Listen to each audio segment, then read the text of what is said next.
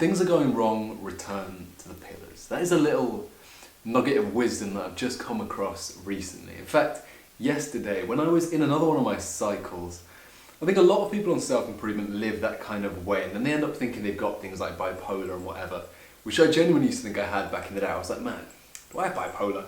And then I was like, no, not really. But I think people on self-improvement go through cycles where there'll be a few days in the process of kind of getting yourself out of the rut of life, of regular living, when you're trying to get to that kind of peak and that summit, you go through cyclical stages where you'll be living great for a good few days, maybe even a week, and then everything will crash because you'll get kind of too tired in a way to carry on doing all the things that you know make you feel so good. You might be able to relate to that if you're on self-improvement, I'm not sure, maybe that's something I just feel, but I feel like it must be a kind of common experience. But do you know what you do when you reach the end of that cycle and you start to feel like shit again? You return to the pillars, my friend. That is all you have to do, is you have to return to the pillars. And yesterday I remembered that and I said, why do I feel like shit today? Why have I felt like shit for the past 2 days? And because, well, it is because I have not been living by the pillars. And now off my wall over there, I've got the pillars again. I had them before on my phone screen. I still do, but I got to that stage where I stopped reading them every day. But there we go, the pillars are back. And I was saying to myself, I've not trained my body in so long, pillar number 1. I've not loved anyone in so long. Or like I have, but not in a way that felt meaningful and intentional in so long. I've not followed my purpose in so long. I was making videos like these ones, but I wasn't really doing them with any meaning behind it. So purpose, I hadn't followed that. I hadn't learned anything new in so long. I hadn't educated myself. I hadn't gone through any real suffering in so long. The cold showers I was taking had started to become habitual, easy almost.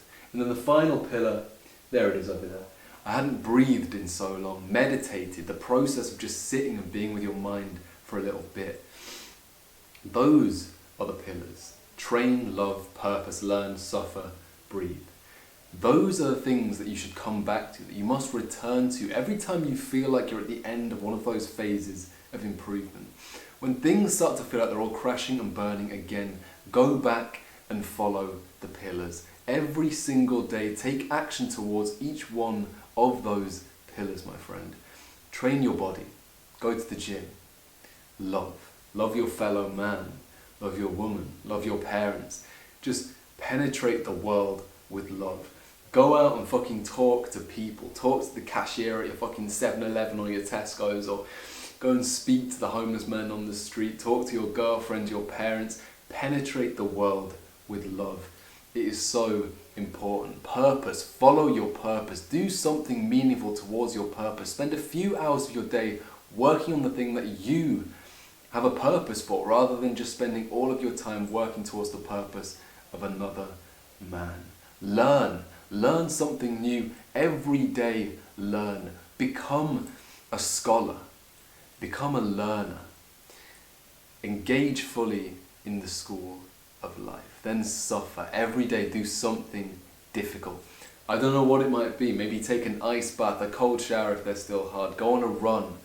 Do something that you find hard, something that you don't want to do, something that builds that anterior mid-cingulate cortex, that increases your longevity and your resilience and your brain power and your ability to get over those little mountains that tell you stop right fucking now. And then finally, breathe. We've spoken about it so many times, but the benefits of meditation: improved happiness, decreased DMN activity, amygdala activity, decreased stress and cortisol, increased density and grey matter in like the prefrontal cortex, all these areas, hippocampal volume, the list goes on and on, brother. But breathing, meditation is so important. How many are there? What was that? 6. Do those 6 things every day. Follow those 6 pillars every single day and you will be happy. It's as simple as that. Life is simple. When your life is difficult, it's because you've overcomplicated it in a way. And it's quite a weird thing to think about, because so many of us think that when we feel bad, it's because we're not doing the things that we want to be doing. We're not doing this and we're not doing that. And in a way that's true, but also it's because we're doing too much of the things that we don't want to do. our lives are too complicated. We wake up late and we watch TV and YouTube and Netflix and porn even. We're doing these things that we don't really enjoy. We're living a life that isn't true to ourselves, but real happiness comes from simplicity. It comes from drawing back all of those bad things and seeing what you're then left with. And what you're left with is the pillars. Wait a sec. I've got this book and I've started reading it again.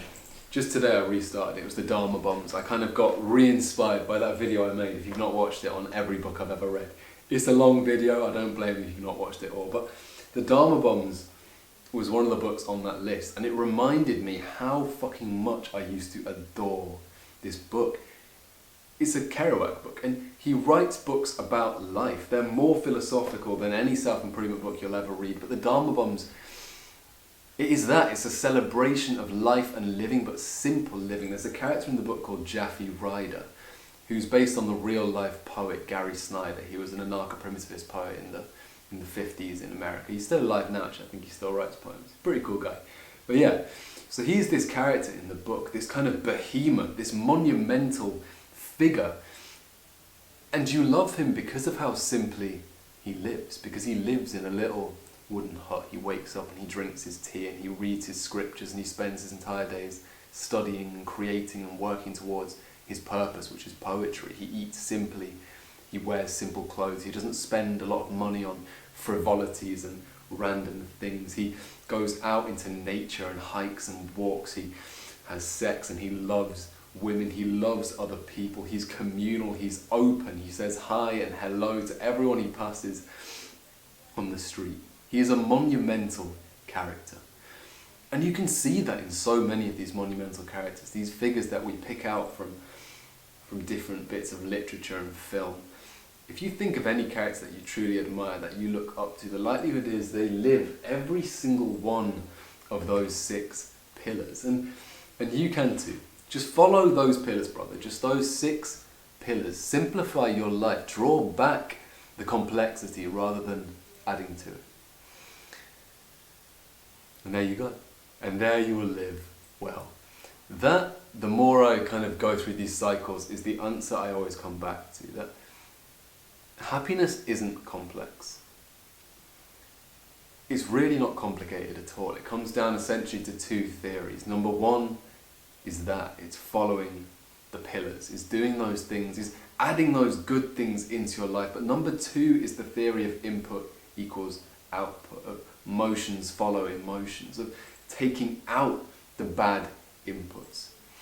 And if you can do that, if you can put in all 6 of the pillars every day and not put in things like YouTube, pornography, nicotine, sugar, then you'll be happy, my friend. And maybe it will be cyclical. Maybe you will have cycles. Maybe this phase will only last 6 or 7 days and then you'll have 2 or 3 days that kind of fucking suck. But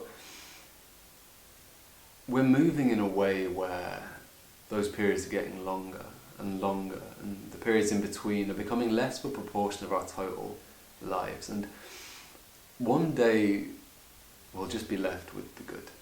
And you never know, brother. Maybe this is the phase, maybe this is the cycle where you achieve that. So, who knows? But that is my theory on it. It's follow the 6 pillars and see. See what happens. Anyway, thank you for watching the video, brother. If you gained any value from it, drop a subscribe. It really helps out. And drop a like and a comment as well.